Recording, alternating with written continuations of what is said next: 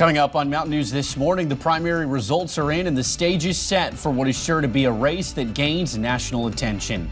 And we hear from one UK law professor about how the changes brought on by COVID-19 could influence the future of voting in Kentucky. Plus, we take you over to Pike County, where recent cancer research could bring life-changing results to people across the country. Dedicated to Eastern and Southern Kentucky, this is WYMT Mountain News This Morning.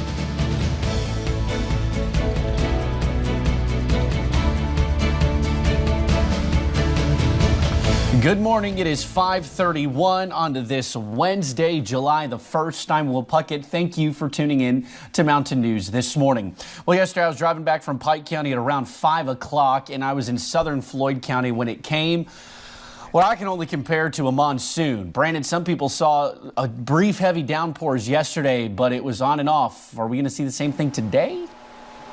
Yes, sir, we are. We call that a gully washer here in eastern Kentucky, Will. But yeah, it's going to continue to be that at times today. We're already seeing some of that up to the north there this morning, up toward the Wolf and Morgan County line. Sorry, I had a thought lapse there for a second. But also seeing that going into McGrath County and then over into Letcher County, seeing some pop-ups and then back into central Kentucky. So it's scattered once again today. So hopefully you'll stay dry in your area, but a lot of folks will see some rain chances. Temperatures in the 60s and 70s there this morning. The cool spot is 64 at Wise. The warm spot is 72 at Jacksboro this morning. Louisville, though, 77 degrees. It's a couple of degrees cooler in some areas than it was this time yesterday. Hazard, Pikeville, Prestonsburg, Logan, 6 degrees cooler in Huntington this morning.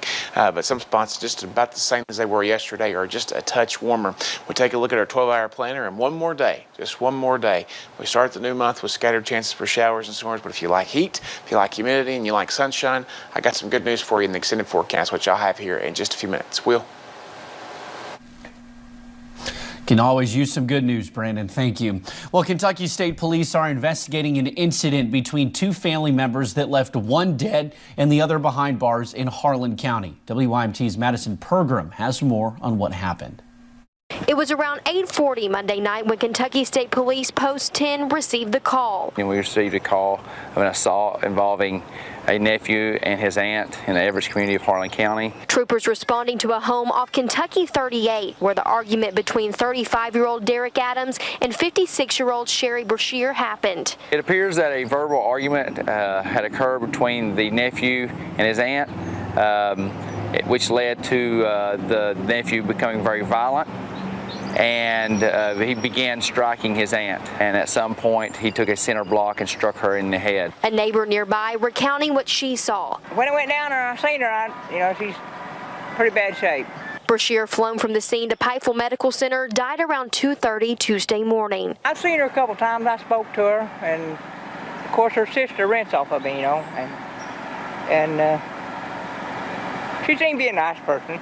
Adams was taken from the scene to the Harlan County Detention Center. In Harlan County, Madison Pergram, WYMT Mountain News. Now, Adams is in the Harlan County Detention Center charged with murder. Deputies with the Johnson County Sheriff's Office are still searching for a man who's accused in a shooting. This is 28-year-old Joshua Caudill from Stambaugh. He is accused of shooting another man in the Punchin Creek area of Sitka on Monday. The man was flown out. We do not know his condition at this time. Deputies say Caudill is dangerous and may be carrying a gun. If you see Caudill or know where he is, call the Johnson County Sheriff's Office at 1-606-789-3411. Well, the man accused of killing a protester Saturday at Jefferson Square Park in Louisville is out of the hospital and in jail. Stephen Nelson Lopez was arrested yesterday for murder and 9 counts of wanton endangerment. He's charged with shooting Tyler Girth Saturday night before a group of protesters fired back, hitting Lopez in the leg. Bond was set at $500,000. His next court appearance is scheduled for July 8th.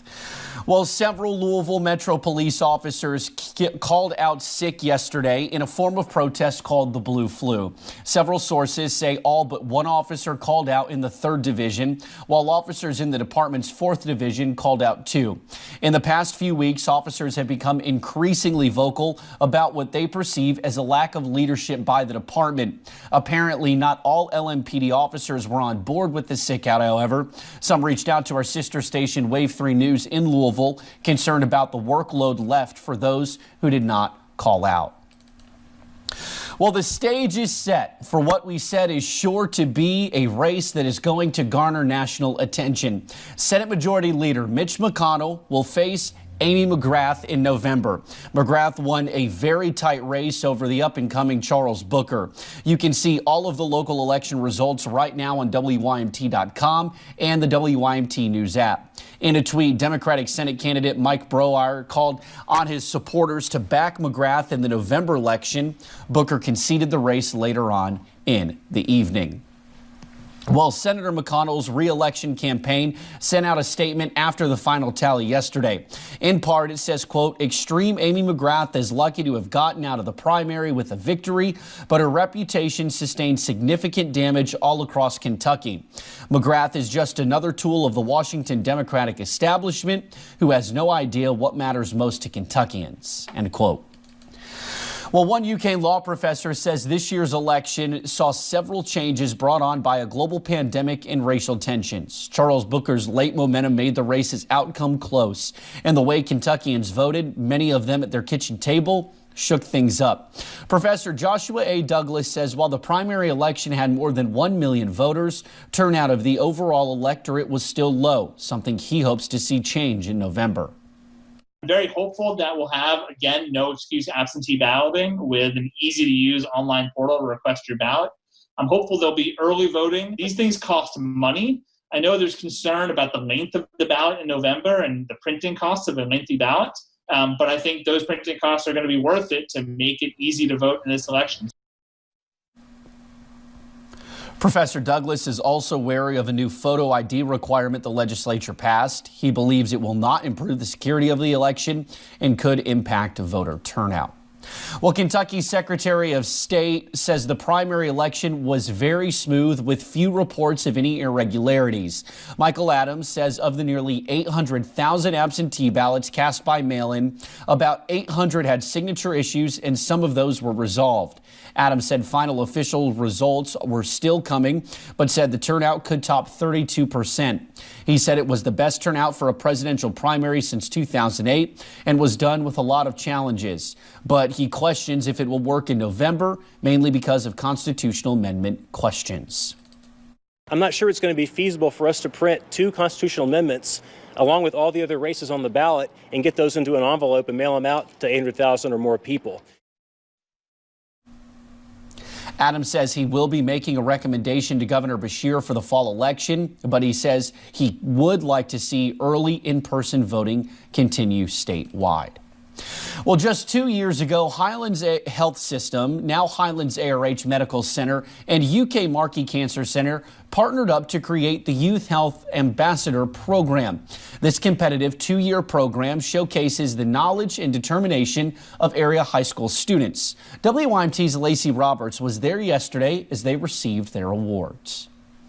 As COVID-19 has put a halt to most ceremonies. This was supposed to happen several months ago, but due to COVID-19, we had to postpone it, so we're here with our masks and social distancing. Congratulations to all of you. Wish you the best. 4 Eastern Kentucky high school graduates conquered yet another feat, completing the Youth Health Ambassadors Program. Health and wellness and making good choices throughout folks' life, and have them go back to their respective elementary and middle schools and teach the young people. Like Johnson County graduate Jackson Radcliffe, using visual aids such as Mr. Grossmouth during his lessons. It's like decayed teeth and this nasty, splotchy tongue. It's supposed to warn the kids about tobacco usage. And Markey's Get Fit, Be Smart, Don't Start curriculum. What we see as adults that maybe they weren't taught about the importance of making good choices in what they choose to eat and drink from a very, very early age. It's just so much fun. just getting to interact with the kids. Community CEO of Highlands ARH, Tim Hatfield, says not only is this partnership important for them, but the upcoming generation. And it was very important for our community to sort of train the next generation of leaders, not only to benefit for them as students and future leaders in our community, but also being able to relate to the students was very important to us. Bringing education and awareness to the mountains. In Floyd County, Lacey Roberts, WYMT Mountain News. Now, each graduate received a $1,000 scholarship towards the school of their choice and a plaque to commemorate their time. Well, a new set of clinical trials for cancer patients is seeing positive results at Pikeville Medical Center. A new type of drug designed to treat pancreatic cancer is being given the green light to fast track after these results. These clinical trials are amongst the last steps before a new type of medicine is approved by the FDA. The pancreatic cancer clinical trial is just one of the trials being offered. The goal is to provide options for those who have tried other traditional treatments with little progress. Target trials that we are going to impact our population. So we have trials for pancreatic cancer, trials for breast cancer, trials for lung cancer, trials for bladder cancer. We have trials for cancer prevention. With cancer, it changes. Treatment has to change also. We have, different genetic mutations and different things that happen. So if we don't do this, we're not going to get anywhere. We're still going to keep hearing the bad stories of the poor prognosis, not the success stories. The results from the pancreatic cancer clinical trial will be sent to the FDA for drug approval. Well, yesterday, the Pikeville Kiwanis Club made a donation that put the brakes on some of the previous limitations for one Pike County girl with cerebral palsy. Lindsay Baker will be 14 in August, but yesterday was her first time riding a bike. The Kiwanis Club had a tricycle specially made for Lindsay, giving her a chance to enjoy a childhood pastime that she was unable to experience and giving her family a glimpse at Lindsay just being a kid. Oh, we're really excited about it. That I think she's one of the first kids in Eastern Kentucky to receive one of these bicycles. So I think she's really going to enjoy it. The bike was designed specifically for Lindsay to help strengthen her legs and give her an alternative to her usual wheelchair. Well, a quick-thinking Mercer County deputy put his life on the line Monday to save a woman and a child. The sheriff's office says around 1 p.m., dispatch got a call from a driver that said her car had malfunctioned and she was speeding with no way to stop. Deputy Wes Gaddis and the sheriff responded to the call. Gaddis was able to speed up, drive past the woman's vehicle, and position himself in a way that the out-of-control vehicle hit the rear of his cruiser. He was able to stop the runaway vehicle just before it went into a busy intersection. Well, just ahead on Mountain News this morning, one study reveals why some snakes are able to fly effortlessly through midair.